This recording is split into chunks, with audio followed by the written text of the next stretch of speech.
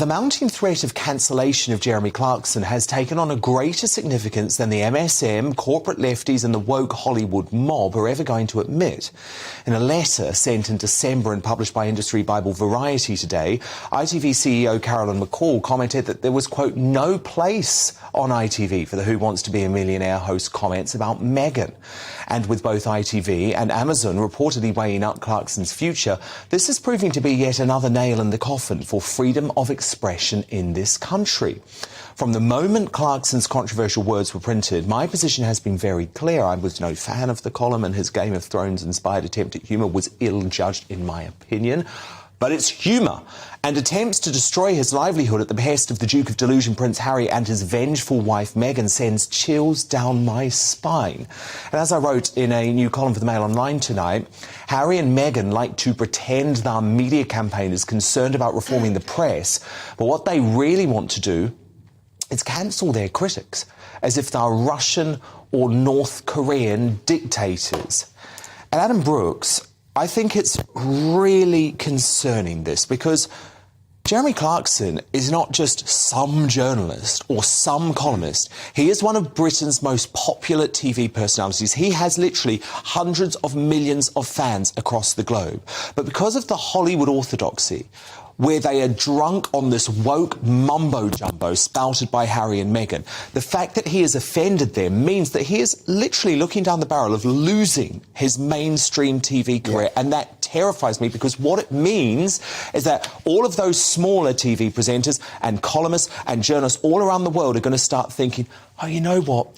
I think that about Harry and Meghan. I might text my friends about it in the WhatsApp group, but I'd never express it publicly because I might be cancelled. They're hypocrites, a lot of them, as well. But look, I disagree with what Jeremy Clarkson said. I can't defend that. But he wasn't saying it seriously. No, I mean, I'm not defending it either, but it was a joke. It was in bad He didn't actually mean, though, that he wanted Meghan paraded around the country naked. It was in bad taste. But do I want him cancelled? No, I don't. I don't know who they think they are. I think they're getting a little bit above themselves here. How about we talk about Harry's long-standing record of racist comments or his offensive behaviour? Yeah, he's been forgiven time and time again. And even Meghan's proven lies over and over again. People make mistakes. He's apologised. Let's move on. You know, we can all call it out as being distasteful, or you agree with it or you don't. But does he deserve to lose future work? No, I don't think he does. Jordan Easton, where do you stand on this? I mean, you were the longest-serving female newspaper editor, I believe. I'm stunned that the column got published in the first place. Did nobody read it? I mean, in my world, Dan, as you know, you worked in newspapers, the buck stops with the editor.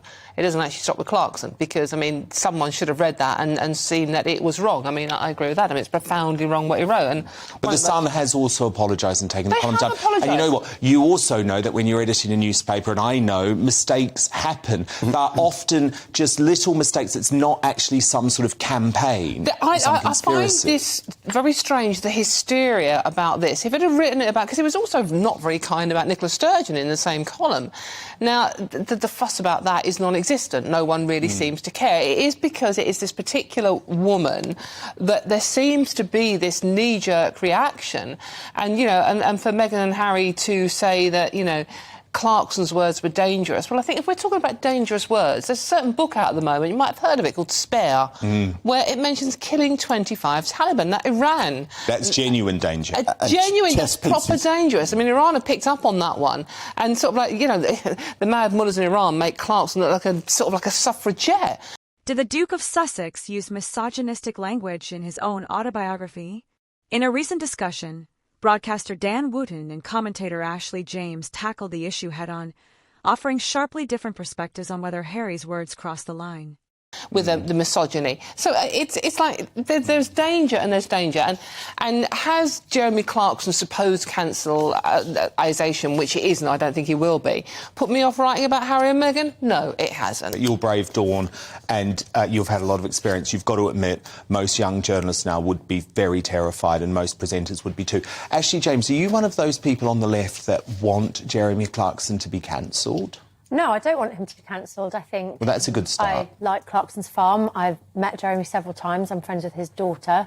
I think what I have issue with, one thing that you said of it's humour and also you saying it's not dangerous, I actually disagree with that because actually, you know, this sort of sexist language, you know, whether I it's... didn't say it wasn't dangerous, so compared to what Harry wrote in his book, So I think it is not dangerous. Whoever they said it about, I don't particularly care if it's Harry and Meghan or if it was somebody else that he said it about.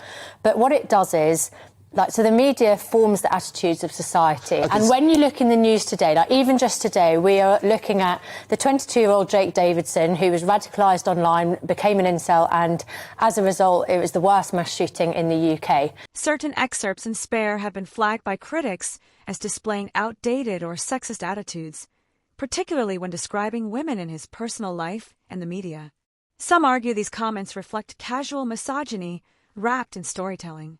Others see them as harmless reflections of his personal experiences. The controversy lies not only in the words themselves, but in how they contrast with Harry's image as a progressive, equality-focused figure. Dan Wootton approached the issue by questioning whether Harry's descriptions were more revealing about his own attitudes than he intended. For Wootton, language matters, especially for someone positioning themselves as a public advocate for social justice. Then you look at, you know, David Carrick, the police officer. That was... Well, I think this is going to be really Wayne unfair Couzens. if you're about to link this back to Jeremy Clarkson. It all begins with sexism. Okay. And the reason Wayne Ashley, Couzens and David Carrick got away with doing what they did... Let me come in here and I'll let you come back. So I just want to follow your argument here. So you're saying that misogynistic language, negative, rude language about women can be dangerous. Is that what you're saying? Yes or no? Okay. So I get to that. violence against women and so girls. I just want to read you some extracts from Harry's book. Okay. So he writes about his school matron, Pat, who he didn't fancy as a teenager. Pat wasn't hot, she was cold. He describes the country's most successful female newspaper editor as a loathsome toad and goes on to say everyone who knew her was in full agreement that she was an infected pustule on the arse of humanity plus a rude word excuse for a journalist. And he even described Queen Camilla, his own stepmother, as dangerous and the villain. So if you're so critical of Jeremy Clarkson's misogynistic language, do you also believe that Prince Harry's language about women in Spare is dangerous? I'm critical of anyone who used gender OK, so is that language dangerous that I've just read you? Because I'm following your argument here. Yeah, but... He suggested that moments in Spare risk undermining Harry's credibility as a modern, enlightened royal. Ashley James offered a counterpoint, cautioning against overanalysis of every phrase. She argued that context is key, and that personal memoirs often contain blunt or imperfect language because they aim to reflect the author's authentic thoughts at the time. For her, labeling certain lines as misogynistic risks blurring the line between genuine critique and nitpicking. Both agreed that Spare was meant to be raw and unfiltered, but that choice comes with consequences. In today's public climate, every word in a high-profile memoir will be dissected. What I don't so like Prince is Harry is dangerous because too. I'm not here to defend. As I said, I couldn't care less whether he said it about Meghan or if Meghan and Harry are involved in the story.